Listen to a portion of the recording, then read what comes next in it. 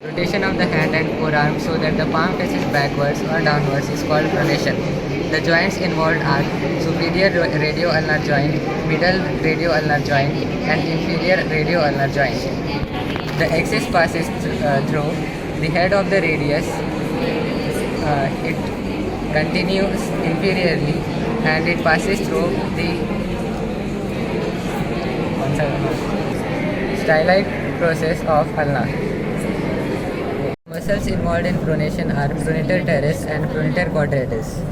Pronator teres muscle. It originates from the medial epicondyle of humerus and inserts into the middle of lateral aspect of shaft of radius. Its nerve supply is the median nerve and action is pronation of the arm. Now the pronator quadratus muscle. It originates from the oblique ridge on the lower one-fourth of the anterior surface of shaft of ulna and the area medial to it. Its insertion is the superficial fibers into the lower one-fourth of the anterior surface and the anterior border of the radius. The deep fibers into the triangular area above the ulnar notch. Its nerve supply is anterior interosseous nerve. Its actions include superficial fibers pronate the forearm and the deep fibers bind the lower ends of radius and the ulna. Now the applied aspects of the pronation. During pronation, the radius crosses over the ulna. Its synostosis or fuses with the upper end of the radius and the ulna. Pronation is not possible. Pronator quadratus is involved as the main. Pronator quadratus is the main pronator. Rotation of the forearm and hand so that the palm faces forward or upward is called supination. The joints involved are superior radioulnar joint, middle radioulnar joint, and inferior radioulnar joint. The axis passes through the head of the radius and the styloid process of the ulna. The muscles involved in supination are supinator and bicep brachii muscle. The supinator muscle acts as supinator. The muscles involved in supination are supinator and bicep brachii muscle. Supination of forearm when elbow is extended is done by the supinator muscle. Origin of supinator muscle. Lateral epicondyle of humerus, annular ligament of superior radioulnar joint, supinator crest of ulna and depression anterior to it. It is inserted into the neck and whole shaft of upper one-third of radius. Its nerve supply is deep branch of radial nerve. In the flexed elbow, the supination is performed by the bicep brachii muscle. Now the bicep brachii muscle. The short head arises from the coracobrachialis from the tip of the coracoid process. It inserts into the posterior rough part of the radial tuberosity. The long head arises from the supraglenoid tubercle and inserts into the bicipital aponeurosis which extends to the ulna. Its nerve supply is the musculocutaneous nerve which has root value C5 and C6.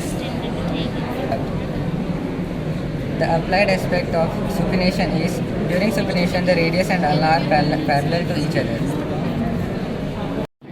Today we are going to discuss about the movements of index finger. Flexion at the distal interphalangeal joint is carried out by the flexor digitorum profundus, and flexion at the proximal interphalangeal joint is carried out by the flexor digitorum superficialis, and flexion at the metacarpophalangeal joint of index finger is carried out by the lumbricals. Then we are going to discuss about the extension of index finger. Extension of index finger at distal interphalangeal joint is carried out by the dorsal digital expansion. It is formed by the fusion of extensor indicis and extensor digitorum muscles.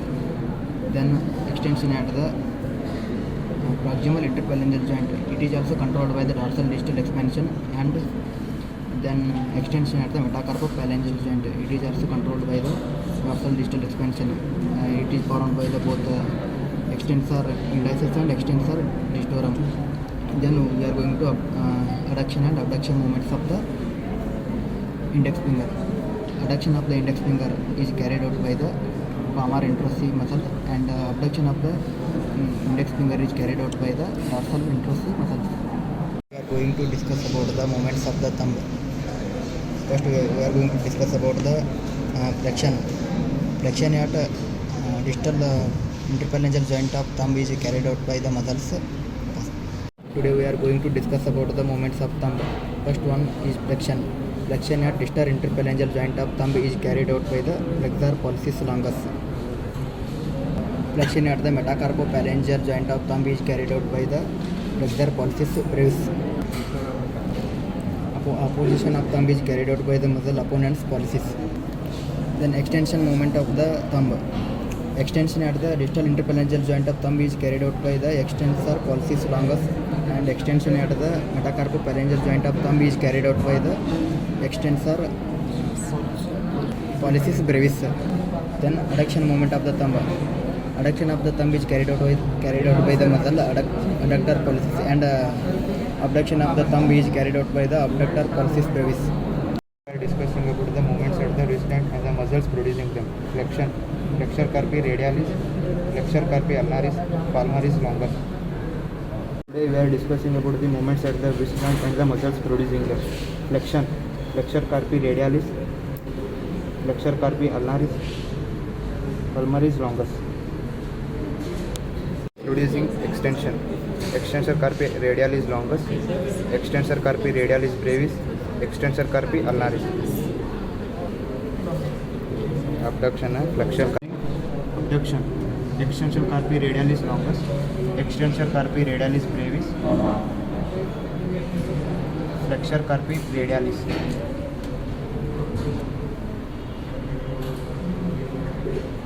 Muscles producing adduction. Muscles producing adduction, extensor carpi ulnaris, flexor carpi ulnaris. Movements of the elbow joint. Flexions. Muscles producing flexion, brachialis, biceps brachii, brachioradialis. The brachioradialis acts most effectively in mid-prone position, as when medial interns walk by putting their aprons on their shoulders. Movements of the elbow joint. Extension. Muscles producing extension, triceps, anconeus. Muscles bringing about movements at the shoulder joint. Flexion. Main muscles are clavicular head of pectoralis major, anterior fibers of deltoid, and accessory muscles are coracobrachialis, short head of biceps brachii. Then extension. The main muscles are posterior fibers of deltoid, latissimus dorsi, and accessory muscles are teres major, long head of triceps brachii, sternocostal head of pectoralis major. Abduction. Both supraspinatus and deltoid muscles initiate abduction and are involved throughout the range of abduction from 0 degree to 90 degree, serratus anterior 90 degree to 180 degree, upper and lower fibers of trapezius 90 degree to 180 degree. Adduction. The main muscles are pectoralis major, latissimus dorsi, short head of biceps brachii, long head of triceps brachii. The accessory muscles are teres major, coracobrachialis. Rotation. The muscles causing lateral rotation are posterior fibers of deltoid, infraspinatus, teres minor. Medial rotation. Muscles causing medial rotation are pectoralis major, anterior fibers of deltoid, latissimus dorsi, teres major, and accessory muscles are subscapularis.